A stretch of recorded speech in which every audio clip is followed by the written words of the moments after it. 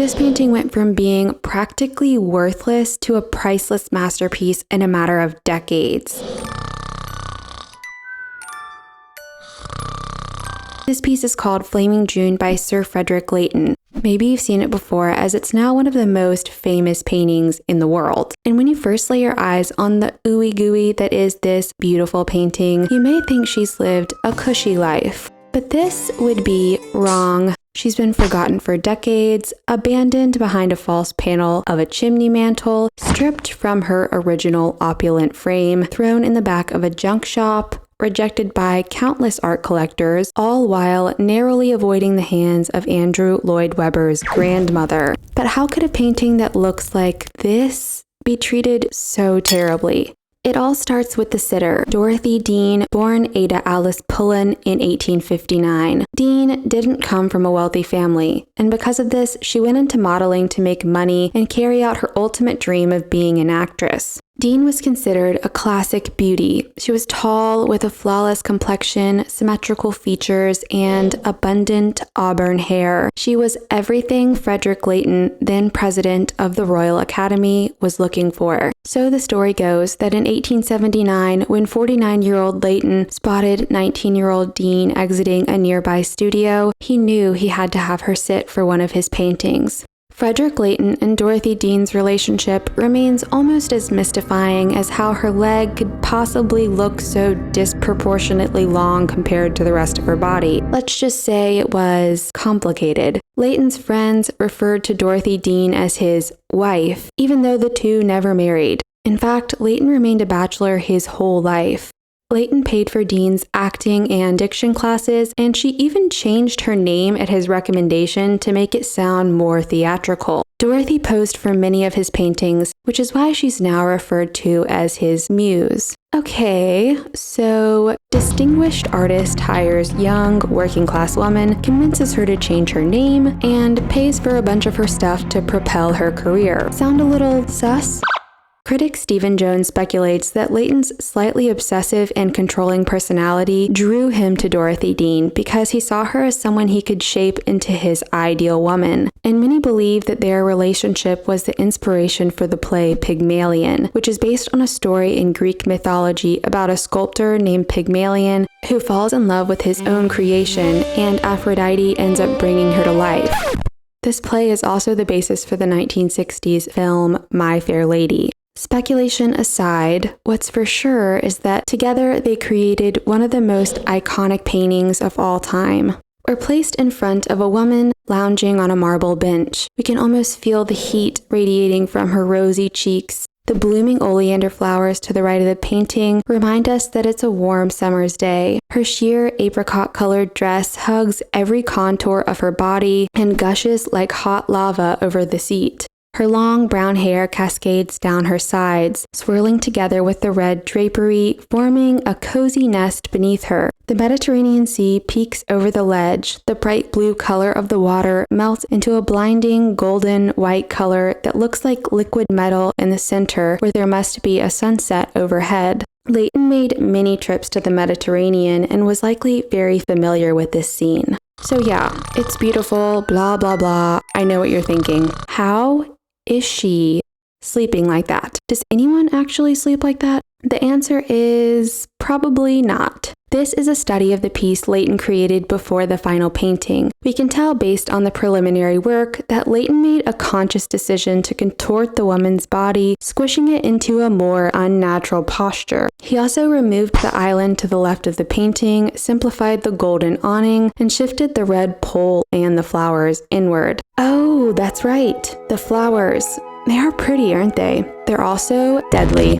These flowers are called oleanders, which are known for their intoxicating scent and also for being extremely poisonous to humans. While Leighton created Flaming June, he was suffering from a heart condition known as angina pectoris that was rapidly killing him. It's possible that he included the oleanders to represent death, something that would have been at the forefront of his mind at the time. He also may have been drawing a connection between sleep and death, as was often done in Victorian poetry, and as far back as Socrates, who said, If you suppose that there is no consciousness, but a sleep like the sleep of him who is undisturbed even by the sight of dreams, death will be an unspeakable gain, for eternity is then only a single night.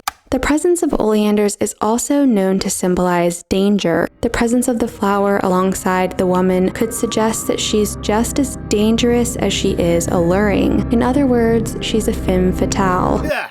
Flaming June was unveiled to the Royal Academy in 1895, along with 6 other paintings, and critics absolutely loved it. Art collector Samuel Courtauld even called it the most wonderful painting in existence. And as you can imagine, things could only really go down from here. Flaming June was initially purchased by William Lewson Thomas for the Graphic magazine for £1,000. Then Leighton's friend, Blanche Watney, bought it between 1904 and 1906. Mrs. Watney then passed the painting on to her son when she died. He loaned it to the Ashmolean Museum in Oxford in 1915, where it lived until 1930 when the Watson son died. By the 1930s, Victorian art was out and modern avant-garde was in. Basically, if you had Victorian art, you were a prude, and no one wanted to be a prude, therefore, no one wanted to buy Flaming June. So the heirs to Flaming June were left with a painting that was practically worthless. And that's when the piece vanished without a trace. Flaming June went missing for decades, and honestly, no one cared. Hello? Until one day in 1962, a builder was working on a vacant house on the outskirts of London. As he went to remove a fake mantelpiece panel, he found Flaming June. And from that point on, the man's life was completely changed. He basically became a millionaire overnight. He quit his job and bought a brand new home in the city. No, just kidding. That was actually all untrue. What actually happened is that the builder brought Flaming June into a nearby junk shop and they gave him $60 for it, which the shop owner likely came to regret since the painting just wouldn't sell. He ended up selling the frame separately because it was the only thing people were interested in, and he stuck the painting in the back of the store. That's when a young Andrew Lloyd Webber came across this painting and had to have it. When he asked his grandmother for £50 to purchase the piece, she replied saying, "I will not have Victorian junk in my flat."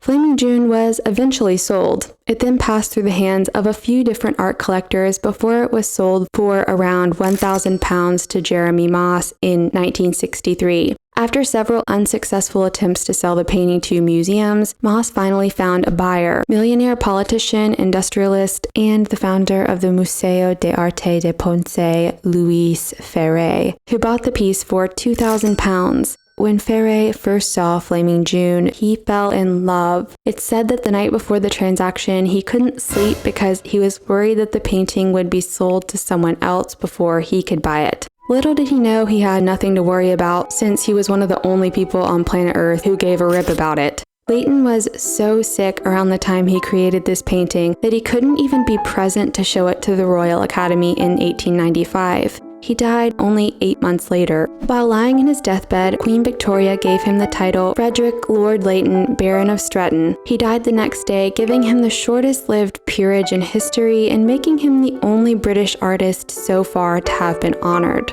Leighton left Dorothy Dean around £10,000 when he died, which is about £1 million today, adjusted for inflation, or about 1.2 million US dollars. Sadly, Dean died of anemia in 1899, only 4 years later, when she was just 39 years old. In a matter of decades, Flaming June went from the most wonderful painting in existence to junk, according to Andrew Lloyd Webber's granny. And even though this piece has made a full recovery and is now known as one of the greatest paintings of all time, some still believe it's so beautiful that it's boring. When I look at this painting, I see, in the words of Pablo Perez Dorce, a great big blob of orange jello, in the best way possible. But I'm also amazed that Leighton was able to make something that seems like such a dream feel like deja vu.